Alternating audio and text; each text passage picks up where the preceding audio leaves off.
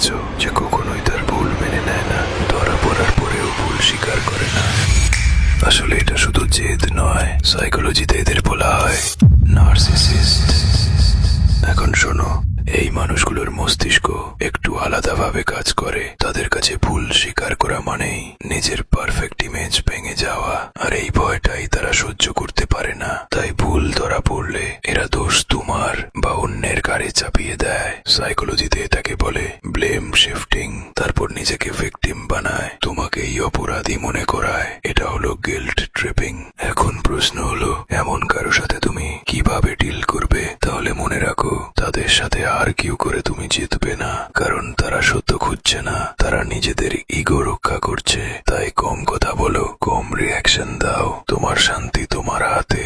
যে নিজের ভুল স্বীকার করতে পারে না, সে তোমার মেন্টাল পিস কেড়ে নিয়ে নিজের ইগো বাঁচায়। মনে রাখো, আয়না যতই পরিষ্কার হোক, অন্ধ মানুষ নিজেকে দেখতে পাবে না। তুমি সেই আয়না হওয়ার চেষ্টা করো না। তোমার মানসিক শান্তি অনেক বেশি মূল্যবান। এই রিল হয়তো হারিয়ে যাবে, হয়তো আমাদের দেখা আর হবে না। তাই এখনই আমাদের সাইকোলজি সিরিজের সাথে যুক্ত হও, আর অবশ্যই ফলো করে রাখো।